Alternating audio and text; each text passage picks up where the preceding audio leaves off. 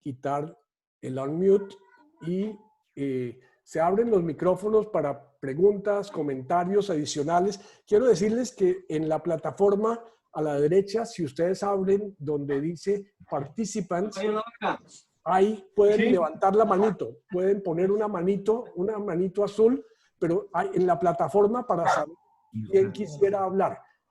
Por ahora veo varias manos levantadas, como no soy muy especialista en esto. Jorge Luis, te veo de primero allá a la izquierda. Adelante, José Luis. A ver, voy a tratar de ser lo más sintético posible. Aquí mezclo mi experiencia personal con algo que está pasando en este momento muy trágicamente en Perú. Perú tiene enormes desigualdades, no voy a entrar en detalles, pero para muestra un botón, uno de los fenómenos que están sucediendo en este momento en el Perú es que está habiendo una migración de retorno al campo impresionante. Hay cerca de 50,000 personas, familias, que se han lanzado a las calles, estando la cuarentena, a regresar a sus zonas de origen, porque Lima no es suficiente, porque Lima no pudo albergarlos. Esto es una muestra de esa enorme desigualdad que hay en el Perú. Y entonces, ahí me quería centrar en algo en el que ya, afortunadamente, también con Darío hemos comenzado a conversar, y con con Griki, que también es de un colombiano, hemos comenzado a pensar la educación superior técnica. Yo, por la experiencia que he tenido aquí, y bueno, y viniendo, yo trabajé en el SENA un tiempo, en 2 tiempos, realmente, creo que Colombia ha resuelto en gran parte esta salida social, de escala social, por el lado del SENA y de los tecnológicos. Aquí estamos en pañales, aquí no hay nada. Y el campo es el olvidado. Los pequeños, los microempresarios que trabajan en provincias, que son los que mueven los alimentos, etcétera, etcétera, están absolutamente abandonados. Entonces me parece que debemos no solamente entender el tema desde las universidades, desde los institutos, digamos, de investigación más superior, para decirlo de alguna forma, sino también considerar como una salida social importante, de escala social, el tema de los tecnológicos o de la educación técnica superior. Estamos en este momento justamente ya comenzando en un proyecto que es un sueño mío de estos tiempos, es dar educación virtual a los alumnos de los tecnológicos para que sean ellos los que acompañen las micro y pequeñas empresas, la mayor parte de rurales, y así aumentar la inclusión para facilitar el acceso.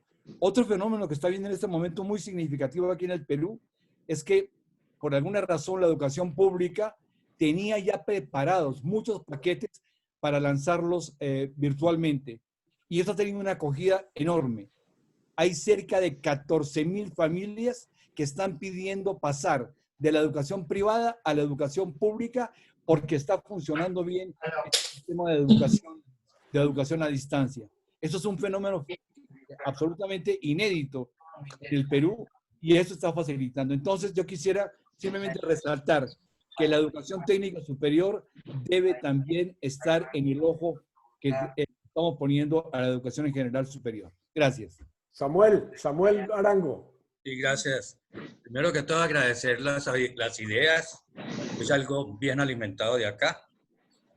Y segundo lugar, tengo 1.343.527 ideas distintas sobre la educación en el mundo en el momento. Pero me voy a circunscribir solamente a una y giro alrededor de esa, porque después de más de 32 años de vinculación a las universidades, como profesor, como decano, como rector, como vicerrector, como paracadémico, etcétera, etcétera, etcétera, un currículum vitae bastante extenso. Samuelito. ¿Ahí? ¿No se oye? Sí, adelante. Adelante, Samuel. No. Sigue, Samuel. ¿Sí se oye? Sí, sí. Bueno, después de un recorrido bastante extenso de más de 32 años en las universidades y de haber pensado todas esas ideas, yo me conformo con decir nomás una muy sencilla. Hasta ahora hemos pensado que la gente tiene el derecho de acudir a la educación, tiene el derecho a la educación. Y eso está bien, eso no se puede perder. Pero hay algo que es todavía más importante que eso, y es que la educación es la que tiene que ir a la gente. Muchos de los argumentos que han dado hoy colaboran con eso. La coronavirus nos ha enseñado que la educación está yendo a la gente y no tiene sentido que 30 estudiantes vayan donde un profesor, donde 30 estudiantes. ¿De qué manera puede ir? De muchas maneras. La presencial inclusive tenemos experiencias demostrativas de eso, pero la virtualidad también. En fin, no es que la gente tiene derecho a la educación, es la educación la que tiene el deber de llegar a la gente. Ese paradigma hay que cambiarlo un poco, o mejor, hay que enriquecerlo un poco. Sugiero, por lo tanto, una emergencia temática educativa de mentalidades completas de estudiantes, profesores, directivos, gobiernos, porque esto cambió.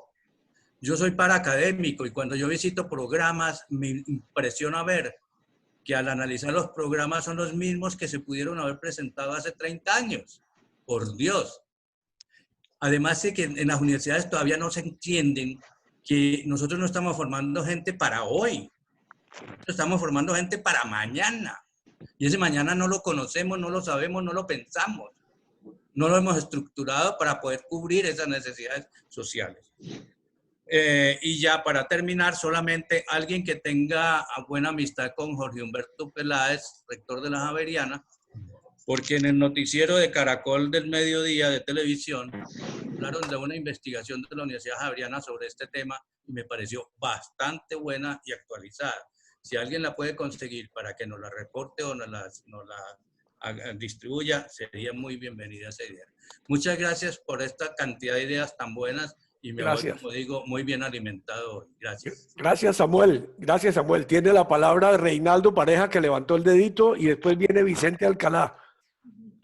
Bueno, en primer lugar, felicitaciones a los tres exponentes. Nos fregaron porque con esa calidad de exposición y esa tecnología que dominan y nos aventuramos a ofrecer algún tema, y si no tenemos la ayuda de ustedes no vamos a poder ni abrir la boca.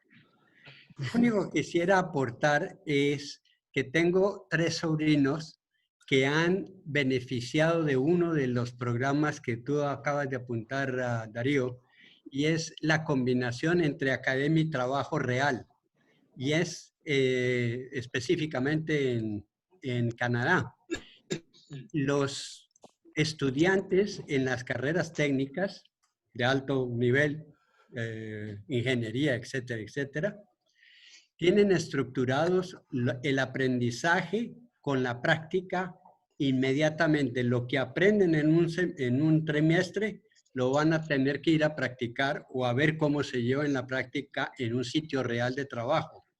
Entonces, cuando terminan su diplomado, básicamente ya están entroncados con la empresa a la cual he estado asistiendo a hacer esas prácticas.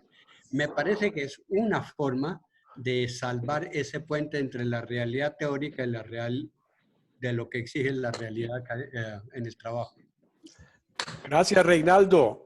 Tiene la palabra Vicente Alcalá. Adelante. Un saludo cordial para todos. Lo mismo que Reinaldo, después de escuchar esas magníficas 3 presentaciones, pues le da a uno como un poco de timidez de decir algo, pero de todas maneras, no rompamos la timidez y colaboremos. Con esto último que acaba de decir Reinaldo, que no lo tenía pensado, conocí las experiencias de la formación agrícola familiar de Francia y de España.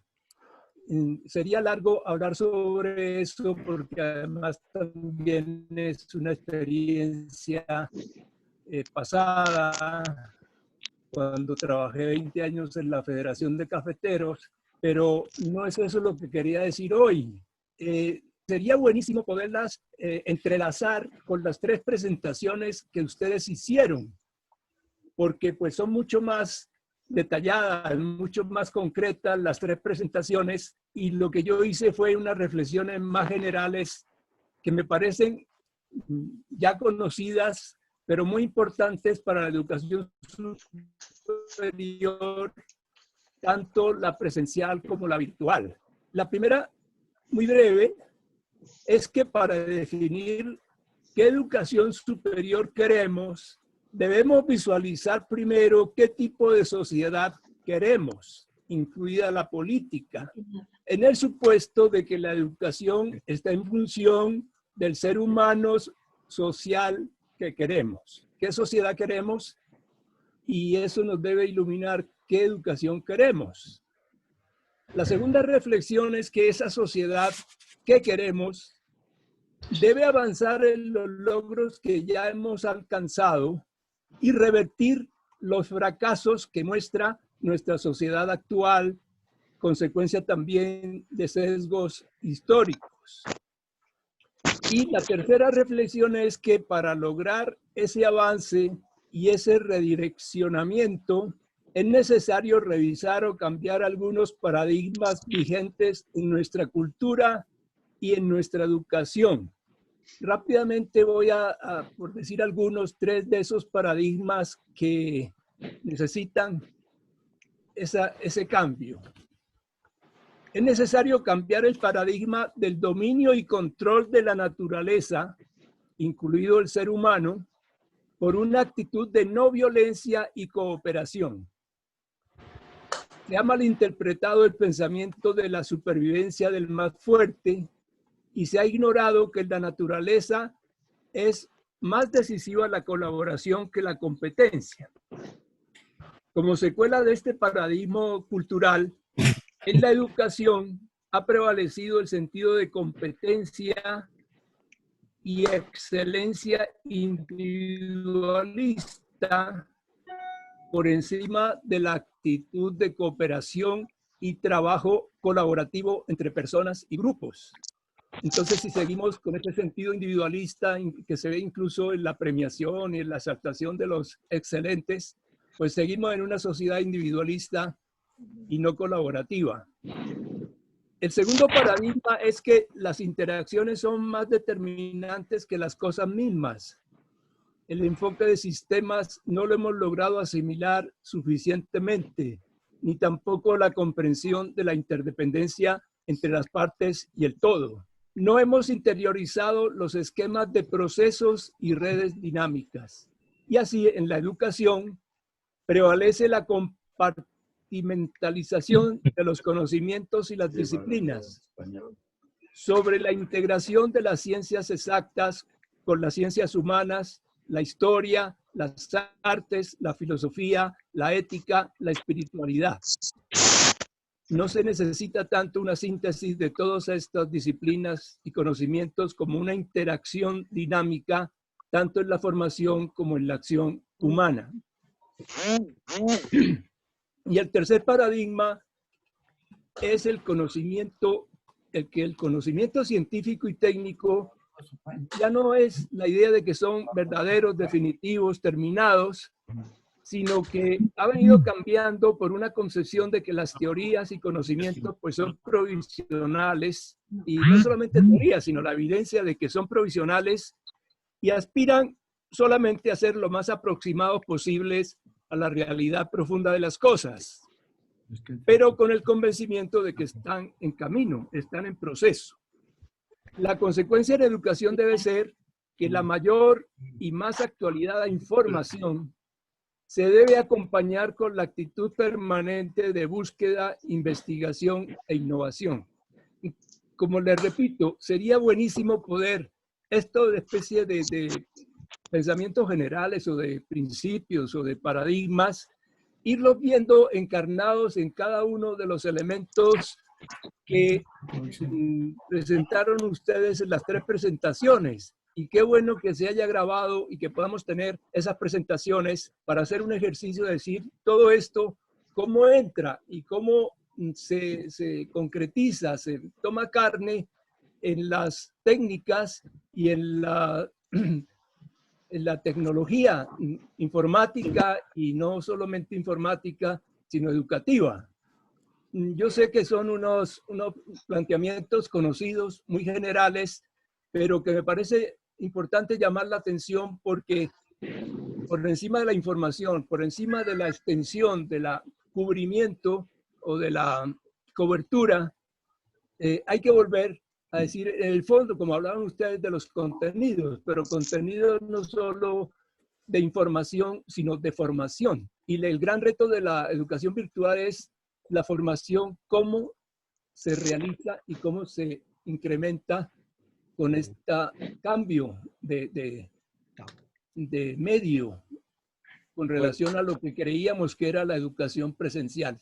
Gracias Vicente, muy amable. Tienen la palabra, yo estoy anotando aquí los que levantan la manito y los otros, pero para responderle a Vicente, sí, esta grabación se las voy a mandar a todos. Y segundo, en el chat les he puesto el artículo del Economist que salió el lunes y ya está, está en un archivo para ustedes. Si ustedes lo miran en el chat, ahí está, lo pueden bajar y lo pueden copiar.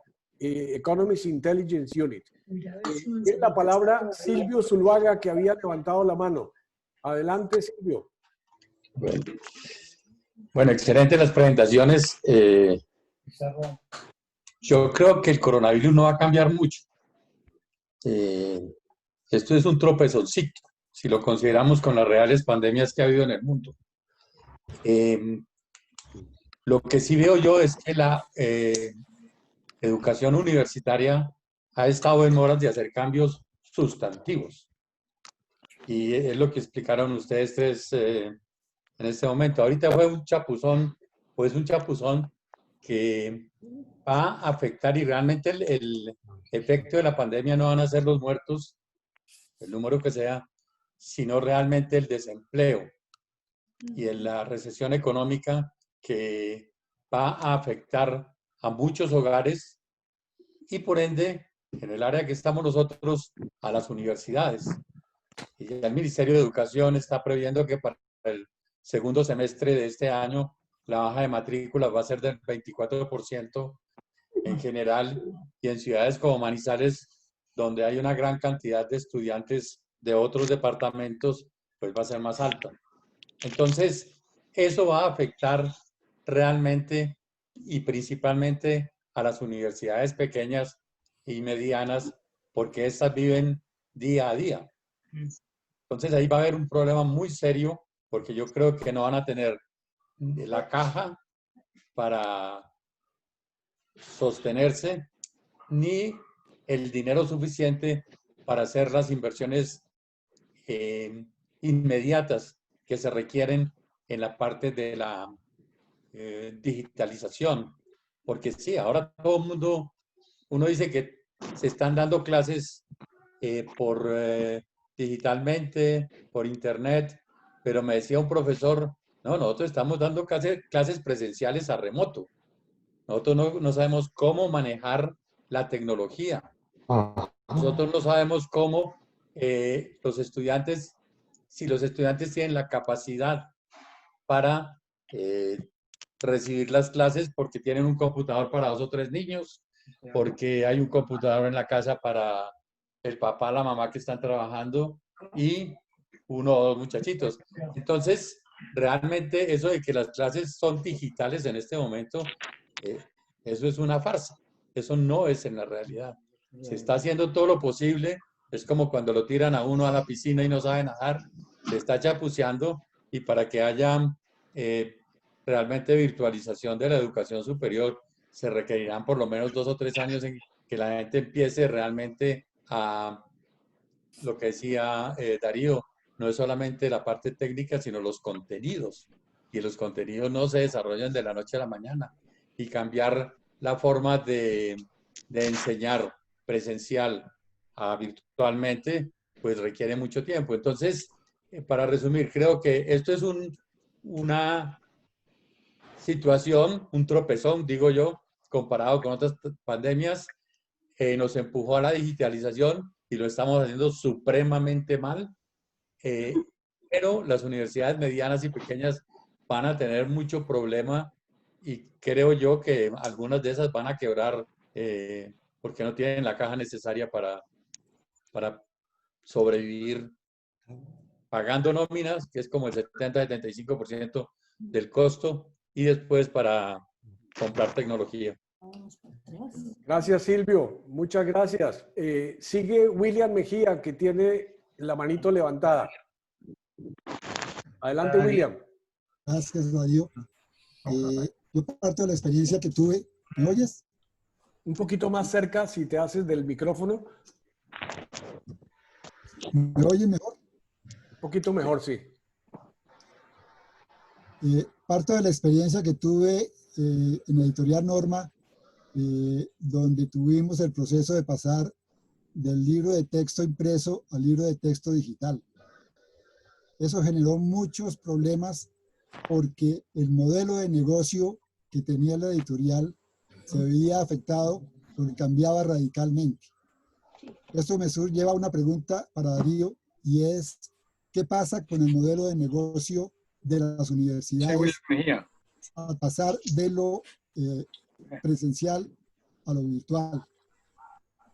Otra pregunta que tengo, Darío, es, ¿qué pasa con aquellas carreras que requieren acceso a pacientes como medicina, a laboratorios?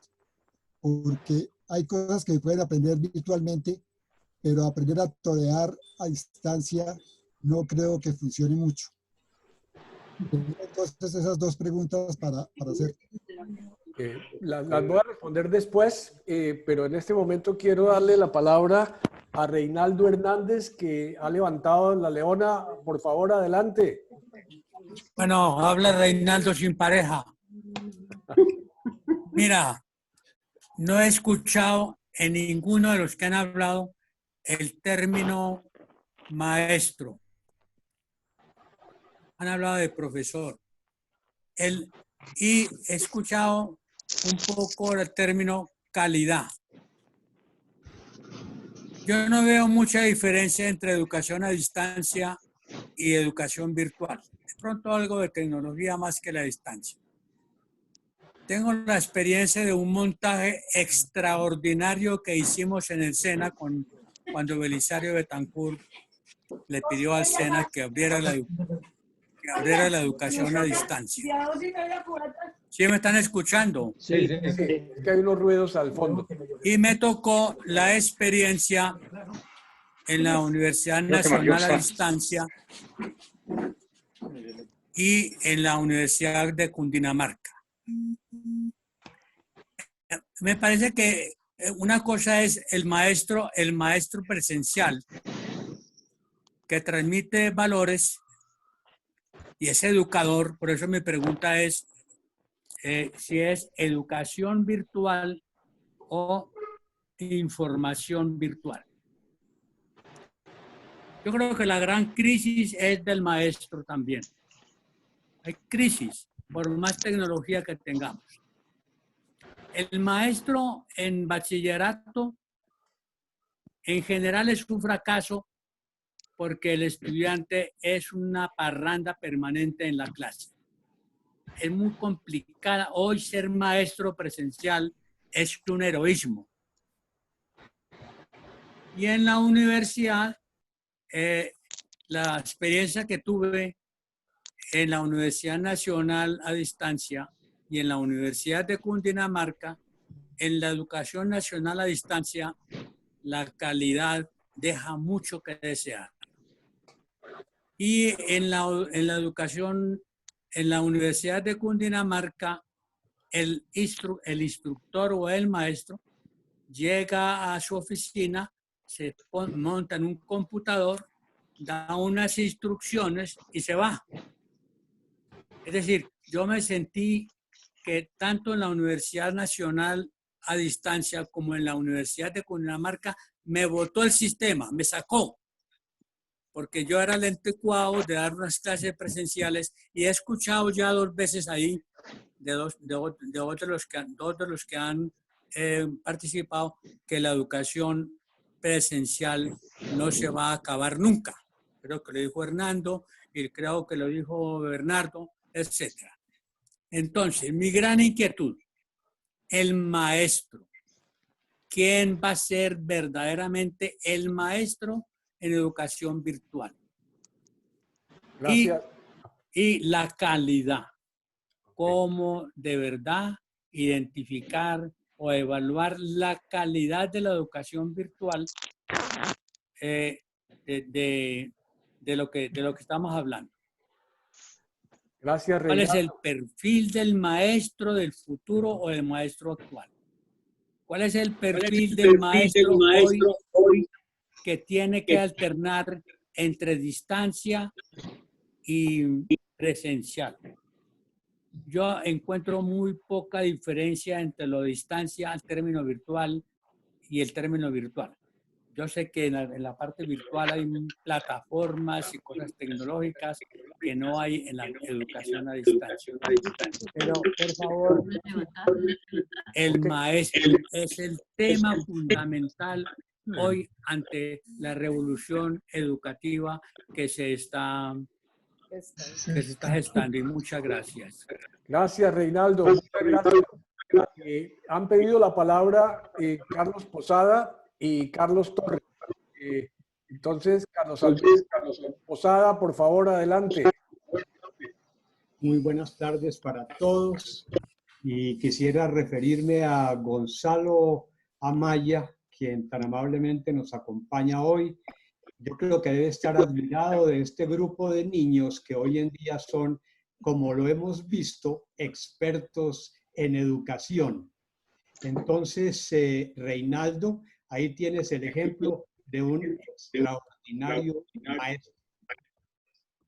En segundo lugar, quiero referirme a Velasco Carlos Enrique, quien en una hamaca descansa oyendo nuestra conversación. Está feliz en su hamaca disfrutando como nunca quizás lo había hecho a estas horas.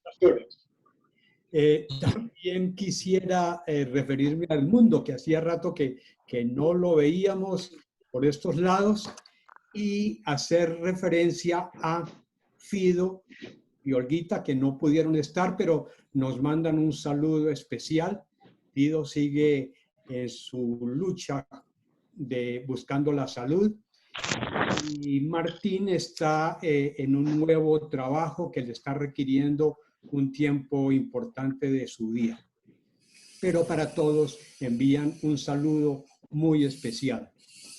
Dos cositas quisiera comentar. La primera es que me parece extraordinario este formato que tomamos en el día de hoy, de coger un tema y que tres personas desde diferente punto de vista nos aportaran sobre ese tema. Esto es dar las ideas, también crea intereses, preguntas, inquietudes de mucho orden, lo cual me parece extraordinario. Y en segundo lugar, que sigamos con este mismo empeño de tomar temas interesantes, temas importantes, temas que nos toquen a todos para que nos tratemos, ojalá, en formatos parecidos. Muchas gracias a todos los que han participado y hemos aprendido mucho de educación. Buena tarde. Gracias, Carlos Alberto, muy amable. Tiene la palabra Carlos Torres, que bienvenido, Carlos, que al fin pudiste entrar. Por fin pude, Darío. ¿Cómo estás? Bueno, saludos a todos. Y lo que se ha hablado, el enfoque de qué va a pasar con la educación después de esta experiencia que estamos teniendo en la humanidad, me parece que es demasiado pretencioso atreverme a decir qué va a pasar, cómo va a quedar este mundo. Y cuando hay tantos aspectos individuales que requieren conocimiento, que requieren estudio y que deben ser parte de una respuesta integral de cómo va a quedar la humanidad después de esto. Entonces, voy a dejar simplemente 2 o 3 inquietudes para ir aportando a ese costal de problemas y soluciones que hay que arreglar o conocer en este momento. La primera es una pregunta que dejo para que alguien se le mida hacer algo de respuesta. Ustedes me podrían explicar o alguien me podría explicar qué pasó para que un fenómeno aislado cuantificado y pequeño haya movido al mundo, porque fue a toda la humanidad, nos movió el piso, nos movió los conocimientos. Es impresionante comparar conferencias de principios de marzo sobre cómo, para dónde iba la economía mundial, para dónde iba el país, para dónde iba Colombia. En la primera quincena de marzo, la respuesta era una y era optimista y era eso. Y después de 2 días, todo cambió, el interés, el foco, todo cambió. Nos dedicamos a otra cosa. Eso no lo han logrado hacer ni siquiera los ambientalistas, que han luchado durante 50 años porque tenemos que salvar el planeta. No, apenas si logran convencer a unos grupos y ahí van más o menos, ahora que están metidos en política, ganando algunas posiciones para decir algo. Pero en este tema, todo el mundo cambió de dirección. ¿Por qué? ¿Qué fue lo que pasó? Y no solamente fue un país, sino prácticamente toda la humanidad. Y no solamente sobre un tema, sino que nos paralizó a todos. Esa es una primera pregunta que yo quisiera ver qué hipótesis se plantean aquí sobre el tema. Y lo segundo es una observación que a ver si algunos coinciden conmigo. A medida que uno va pasando, viendo la televisión, los periódicos, etcétera, va mirando y convenciéndose de que el señor Trump, presidente de los Estados Unidos, pues es un bárbaro. Sin embargo, ese bárbaro ha dicho una serie de cosas que en medio de sus barbaridades no le ponemos atención quizá y podrían explicar muchos fenómenos. Resulta que el señor Trump tiene una idea que detecté hace unos días y es: toda guerra tiene muertos de seres humanos. En toda guerra que libra la humanidad hay que aceptar el precio de una porción de soldados, de víctimas que mueren. Y por eso a él no le importa que mueran. Porque él sabe que una cantidad X de seres humanos van a morir en Afganistán en la guerra, o en Irak, o cuando eso. Ahora en la guerra contra el virus, definitivamente habrá muertos. Y lo veo porque ayer en la televisión lo vi apesadumbrado al señor Trump.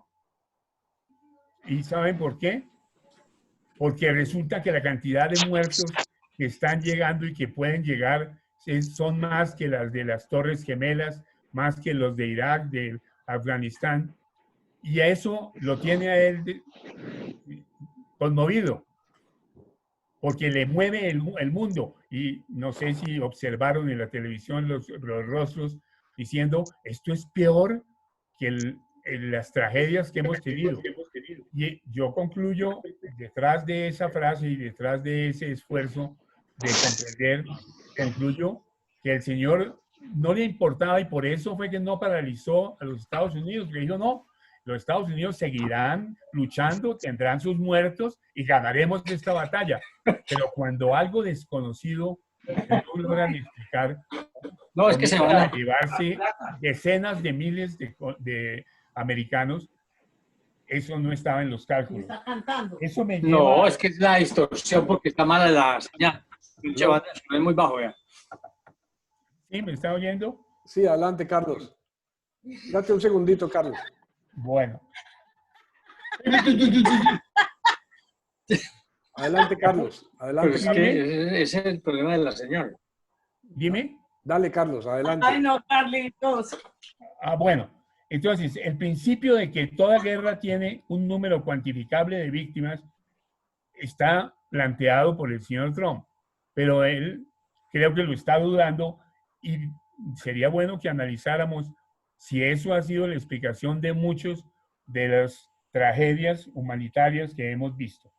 Finalmente, ese golpe tan fuerte que le dio esta situación, que una cosa minúscula esté ganándole la batalla y haya que paralizar el mundo para tratar de hacer algo, nos va a llevar a decir que el golpe necesita ser estudiado, analizado, y aprenderemos muchísimo antes de dar respuestas generales de hacia dónde va a quedar el mundo después de esto. Y creo que por esto es suficiente. Muchas gracias. Gracias, Carlos. Muy amable.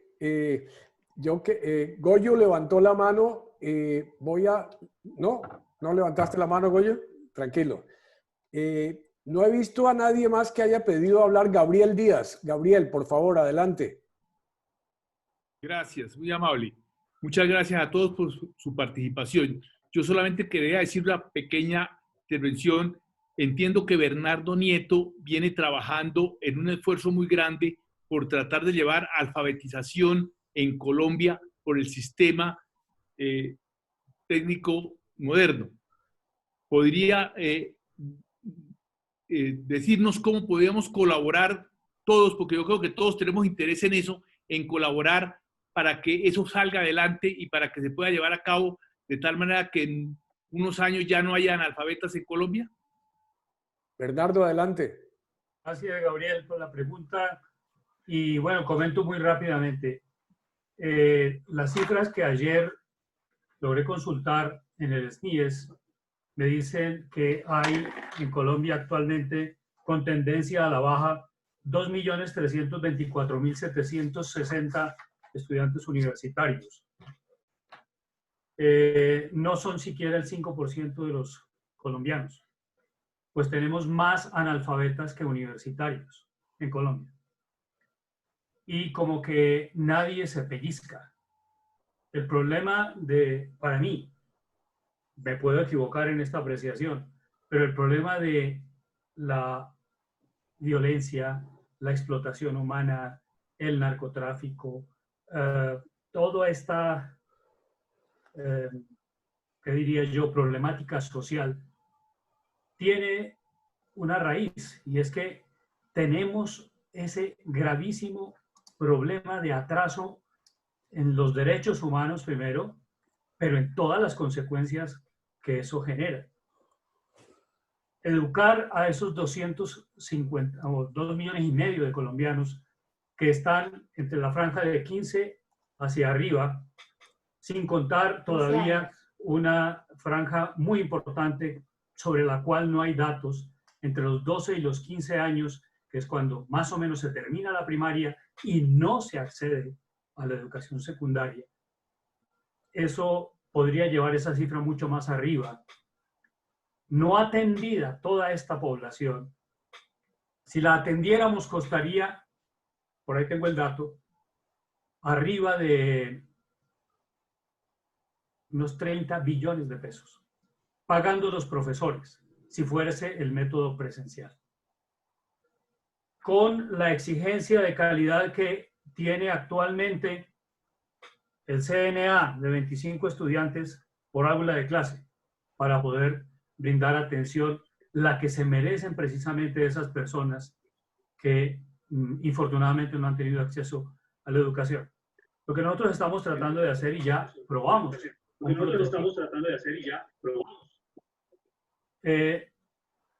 ¿Me escuchan bien? Sí, adelante. Okay. El año pasado logramos probar un prototipo que nos dice que el 99% de las personas que fueron expuestas a este método, todas quieren una segunda lección. Entonces hemos diseñado, basados en la experiencia de Acción Cultural Popular, que diseñó un maravilloso método de alfabetización en su época más dorada, el Disco Estudio. No es con los mismos contenidos, es con una metodología de autoaprendizaje sin necesidad de profesor. Yo sé que es muy retador esto, pero esencial lección es lograr que las personas logren las habilidades que debe tener una persona alfabetizada, que puede continuar estudiando, pero que quedaría más o menos al nivel de un segundo año, tercer año de primaria.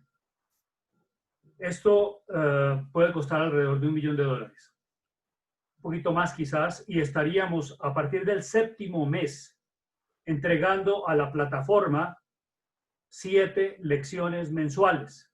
De tal manera que al término del primer año hay 35 lecciones y en el segundo 65 más hasta completar 100 lecciones. Estamos trabajando con unos educadores de la Universidad Javeriana, con una fundación que se llama Colombia Crece, dedicada desde hace más de 10 años a la alfabetización presencial, y con un grupo de ingenieros jóvenes, ingenieros de sistemas, artistas. También los ingenieros salen de la Universidad de los Andes, los artistas están saliendo de la Universidad Panamericana, donde mi hijo Sergio Andrés enseña. Juan Manuel está componiendo toda la música y los arreglos, etcétera, y esperamos conseguir esta financiación mediante alianzas corporativas. Ya entré en contacto con el presidente de Amazon, estoy esperando una respuesta. Le hice la propuesta de que Amazon nos diera $1 por cada cliente que hiciera durante esta época uso de los servicios de Amazon hasta completar ese dinero. Y nos comprometemos a entregarle al país esto. Pero es que América Latina tiene 32 millones de analfabetas. Y si la desarrollamos en un castellano neutro, o si hacemos una versión 2.0 más, digamos, no tan regionalista como con nuestro español, podríamos ayudar a que esto se supere y que esta enorme masa de personas puedan tener el beneficio de la educación. Hacia allá estamos tendiendo. Hoy me llegó un video de una niña impresionante. El aula de clase es un palo de limón.